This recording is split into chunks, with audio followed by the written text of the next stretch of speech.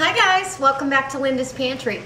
So this afternoon I'm going to give you that review I promised you, and you'll see how it came out. But I reviewed the Polska kielbasa that I pressure can dry, and I already know how the wet version is. But anyway, so I'll not give you any details right now, but I did review that, and I also gave you a little bit of what I did with the chicken stock.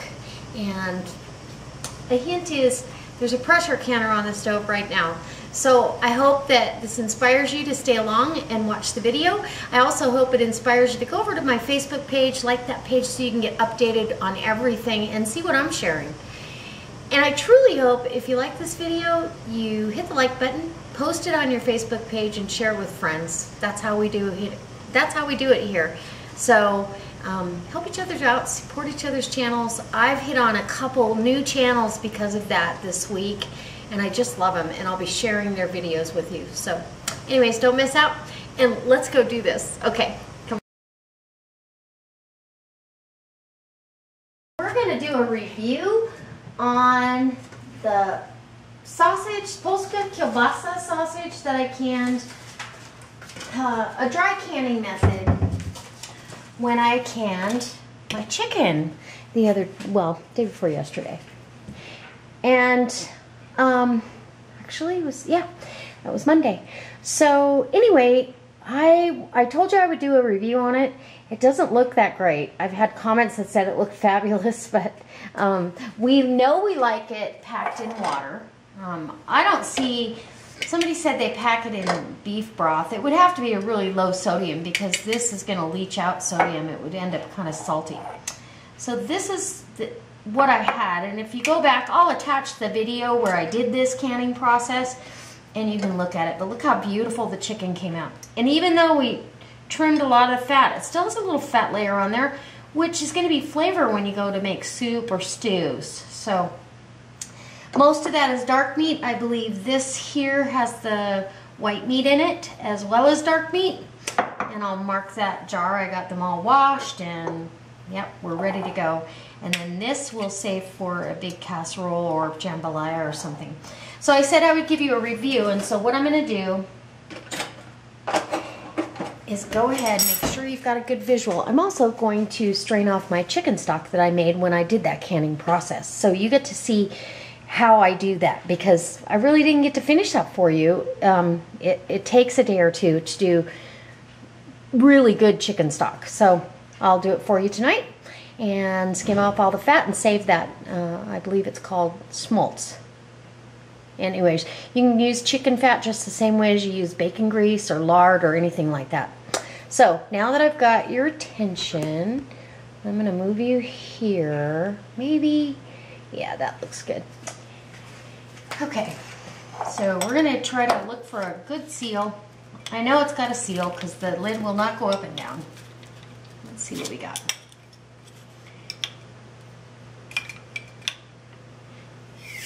Oh yeah, and it even sucked the meat back up a little bit. And smells like sausage. What I'm going to do is I'm just going to take a couple of pieces out of the jar. I'm going to heat it up. Really and truly, you're supposed to, when you open canned meats, you're supposed to heat them. Actually, like they want you to either heat it in an oven or boil it for 10 minutes. It's hard for me to do that because my mom and my grandparents didn't do that. They just ate it right out of the jar. So I'm going to stick this in the microwave to get it up to a temperature that would be safe to eat. You know, my opinion on this, and this is just my opinion, and you can do your own research. My opinion on this is that you have brought this up to a 240 degrees, under 15 pounds of pressure. It gets so hot, it kills botulism. So what in the process, if you already killed it, how in the world could it have still be in there? And how would heating it up for 10 minutes kill it again? I don't know. I'm confused on that. If anybody has any answers on that, because I truly do not have time to research it any further than I just trust what you know, I was taught to do and what I get out of the ball canning book. And so here we go. Okay, we're heating it up for a good 30 seconds is all that needs. And then we're gonna have a bite. And then we'll move on to the chicken stock. So,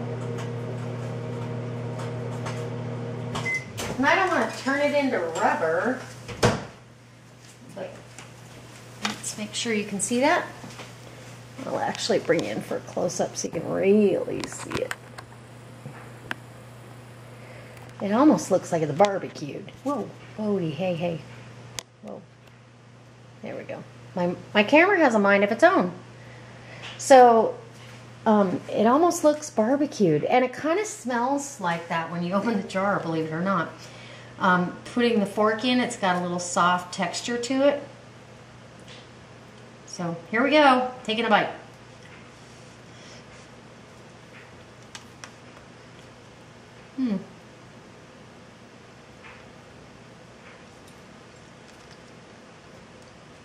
Wow, that's really good. Okay, now this is my thought process on this. In the water, I think that they're really good, but I think they're a tad bit softer. These are still pretty soft. They're not. They do not have the textural feel that they do when you cut them fresh, if that makes sense. But wow. I'm kind of surprised. I really like them a lot. Oh, wow. They taste like barbecued, like you had them on the barbecue. And that actually, you know, that canned and that pressure canner for 90 minutes with these quarts. So, but I like it. So I could see having, even doing links, and you could have a sandwich, split it apart, heat it up, throw some barbecue sauce on a sandwich.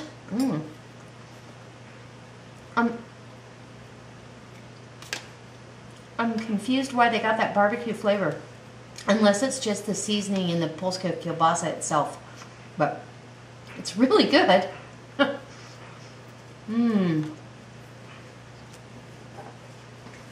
And really and truly, what little bit of fat was in there, because these were turkey and chicken sausages, so what little bit of fat was in there really isn't enough to worry about. It didn't leave a layer of fat on this even, like the chicken has a little layer of fat. So you're really doing yourself a favor by you know, purchasing the lower fat items. Anyways, I would say that is a win-win. I will do that again. I'm not at all opposed to that. It's really good. I could see having that even, wow, this would be delicious. Sauteed with some cabbage. You know, heat it up with some sauteed cabbage, throw it in at the end. And, oh, I don't even have a ring for that. And have a cabbage and sausage dinner, which I love, with some apples. This would just be wonderful. So I say that is something to stock up on, either one of these items. But when I open this, I wish I had a dish that I could make this. I've got a pint of these, so maybe I'll open and compare the two here within the week. Make some mac and cheese for work or something. I have to feed somebody. But, and give you another comparison of the difference in the taste if I see any at all. But I really like it, so I'm glad that I did that. And glad I got to share the results with you. And those, now that I've opened them, they're going to go in the refrigerator until I use them up. And there's not that many in there. So actually I could make a little small cabbage dish, and I might do that for you because this is wonderful. Okay, in the fridge, and I do have cabbage, so I might do that because that's delicious. Good thing I only heated up a few of those. Okay, so So now I've got what I have here is cheesecloth over a strainer and my big measuring cup. I know I'm not going to need all of that. But what I'm going to do, this is my chicken stock. And if you look, I don't know if you can see, you can see the layer of fat. And if you really look close, down at the bottom, there's a little layer of sediment. And that's the spices and particles of herbs and all that I don't want in my stock, but yet I want it for flavor. So, that being said, I'm going to skim off the fat. And I usually, now that I realized how delicious this is, I keep a jar of this in the refrigerator. Just to use, just like bacon grease. It's delicious. It doesn't change, you know, you're not adding a smoky flavor or anything. So I'm just taking that top right off. And you're going to have this little gelled consistency underneath. That's not going in this, just the fat off the top. So if you're skimming the gel as well, that's collagen, I believe, from the bones and the cartilage and all that. That's what causes that to gel. And that's my belief. I don't know if it's true. If I'm wrong, correct me. I'm not opposed to being corrected, for sure. So, I've had this sitting out at room temperature for a little bit while I got ready to do this. So, it's not as rock solid as it could be. And you could, honestly, if you put this in a really cold refrigerator and got it super hard, it just peels off in chunks. Like I said, this has been sitting out. Because I really want to be able to strain that through the cloth, I'm going to have to heat that stock up just a little bit. So this is how easy it is to skim that off. And this is going to give us quite a bit of fat.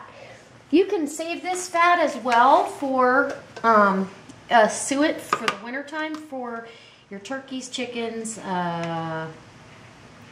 wild birds. But this is, to me, this is kind of priceless. I'm saving this for us in the refrigerator.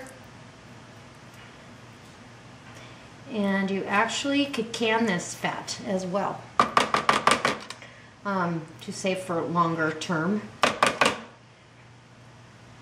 But I actually made biscuits with this and used this instead of lard or Crisco. Oh my goodness. That was like the best biscuits I ever put in my mouth. So you're just cleaning it up as good as you can without getting too much of that gelatin in there. I mean, it's not a crime if you do.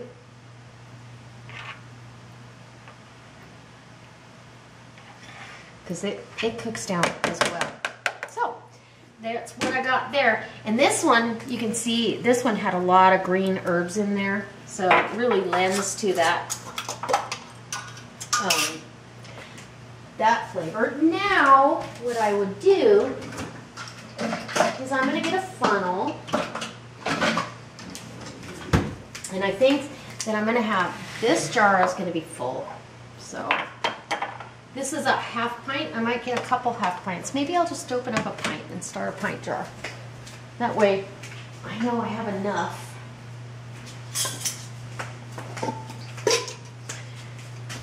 And these are, I always keep, this time of year, the dishwasher is full of jars, as well as clean jars, ready to do whatever I need to do, or ready to start a process so I can get canning. So it's pretty cool. Now, you could let this stock, cook this stock down again and let everything settle and purify the fat a little bit, but I'm good. I'm just going to use it just like that.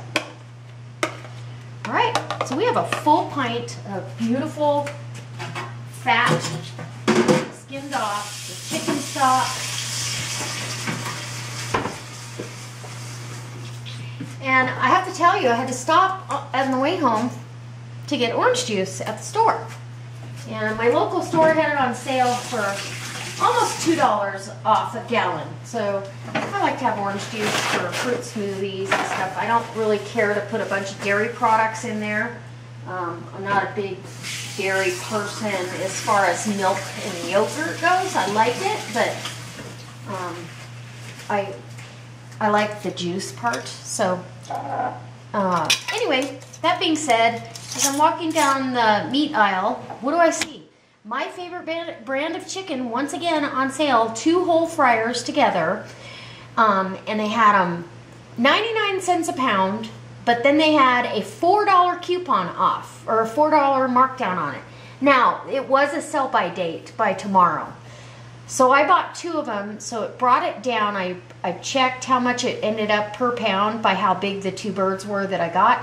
It ended up 62 cents a pound for me, for that particular package. And I picked the smaller package out of the group because it was, you know, it made the price go down a little bit, if that makes sense.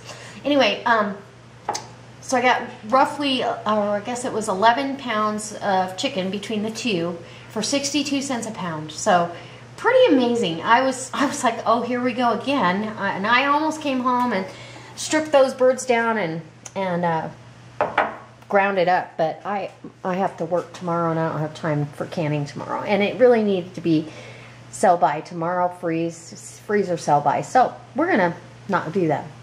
And then that's got a gold cast on it, and it's really not quite that gold, but it has a lot of herbs in there, so it's gonna change the color, plus carrots in there. So I just keep that in the refrigerator for my personal use. Now I'm gonna heat this stock up, and I will bring you back when I'm pouring it through the cheesecloth, because I want that to go through the cheesecloth and the strainer to get any impurities and particles out of there that I don't want in there. Okay. Okay, guys, I've heated this up because underneath that fat, I should have really shown you, this is just like a solid mass of gelled. Anyway, like the sound effects? So we're gonna pour this in to our cheesecloth, and I think we should be able to strain that out, and I'll try to do it so you can see the pour here. How's that? Whoops, better wait and see if I can see a good visual. How about that? Let's give you a close-up. Maybe go up a bit, huh? Now, I want you to see what's coming down here too. So, I'm gonna give this a pour, and you're going to go slow because your cheesecloth is doubled over, and then you've got it over a strainer as well. If you get too vigorous with trying to get this strained too fast, you're gonna end up with something falling in. We don't want anybody falling into the pool. And as you get stuff in there, then it takes longer to drain through, as you can see.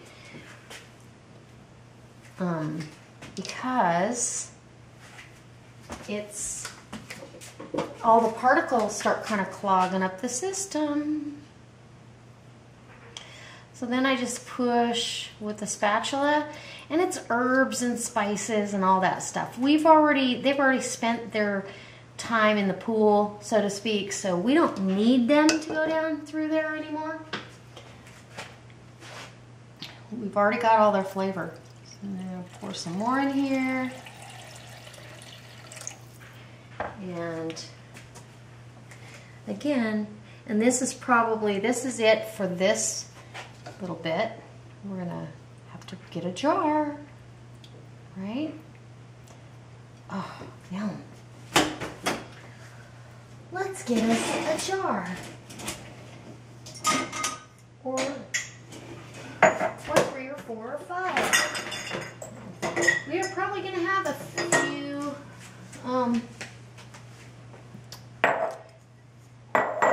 here. Okay, so what I'm going to do is I'm going to scoot this over, and I'm not concerned if my broth isn't super clear because it doesn't bother me. I like to see that there's something to it. And it will settle again. You could strain this one more time, but I think that's good. I'm just gonna, and these are 2-cup increments. You can can this Oh, I hope you can see that. I don't even see if that's in the picture. Well, of course it isn't. Sorry about that. But we'll go ahead and move that one there. Make sure you can see how pretty.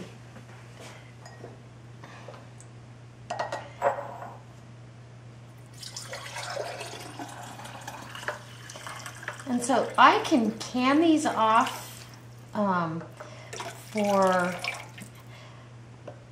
when I want to make a quick soup or something of that nature. All I have to do is grab that. Or I need some stock.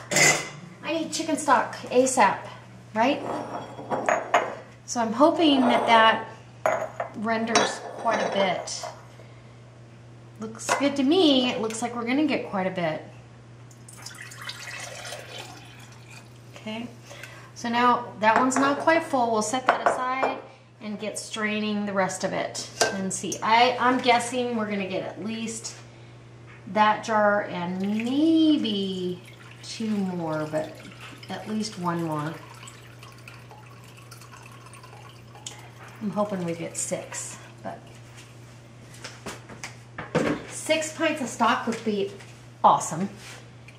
And off of that, we got 6 pints of stock, and that was off of 11 pounds of chicken that we boned the chicken, canned that up, and then took the bones and the fat and excess, you know, any scrap meat that was on there, and threw some vegetables in and simmered down some stock.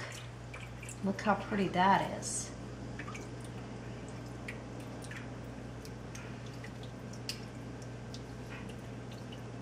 Okay. Okay, and I'm going to need 1 more jar. At least, if not 2. Pretty exciting. Okay, so back over here. I'm going to take, see, I don't know if you can see that. I guess you can. This is what's actually staying in the cheesecloth, which is what we want. We don't need any of that anywhere in our stock. Like I said, it's already done its thing. So, and you know, some people would strain this again, but I'm not going to. I don't want to lose any flavor. So, and I want a full 2 cups in these jars.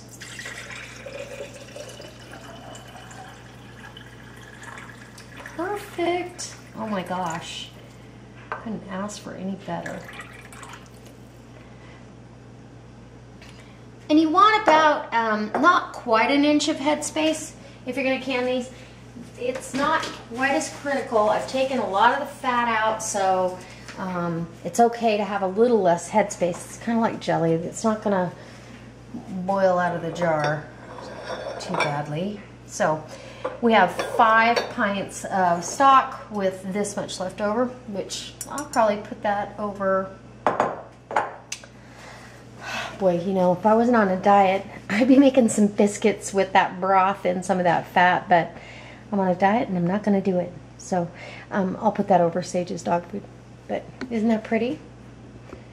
So what I'm going to do with this is I'm going to put this in the fridge because I don't have time to pressure can tonight.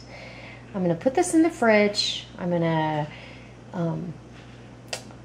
get it all, you know, clean off the rings or the rims and get it ready to can, and then I will bring it up to temperature and everything together on Friday when I can pressure can. And I might have time tonight. We'll see how I do. I gotta go out and do chores. So sorry for the ramble. I hope this inspires you. I hope that truly it brings you back, and I hope you go visit my Facebook page and check out who I'm sharing. And I've gotten a couple new channels that I'm subscribed to that I can't wait to share their videos with you. And go check out their channels. They've got some great information, lots of cooking. You know I'm a foodie, but anytime there's great information out there, I'd like to share it with you through Facebook and through YouTube. And Facebook's just a great way to get updated when you're not on YouTube every day. So I hope you share this with friends of yours on Facebook, on your Facebook page. And if you like this, you give me a thumbs up. If you really like it, go ahead and try that dry canned sausage because it was delicious. And maybe try your hand at making your own chicken stock. All right, guys. As always, God bless. Just a quick note. Sorry I'm coming back for this, but I did want to let you know, it only takes 20 minutes to do pints of stock, whether it be beef stock or chicken stock. I have to use 15 pounds of pressure for my altitude, and 20 minutes, once it comes up to speed after it vents for 10 minutes, that's nothing. So I'm going to do it, and it's delicious. This stock is strong enough because there was a lot of chicken in there for the amount of water. So this stock is strong enough that I will be able to open a jar of that and turn it into a quart of stock very easily, or at least a pint and a half, but it's pretty strong, and so yeah, we'll be able to dilute it down. It'll go a long ways. And so anyways, I hope it inspires you. Again, go ahead and do some canning. It's good for your pantry. Okay, guys, I'll see you next time. God bless.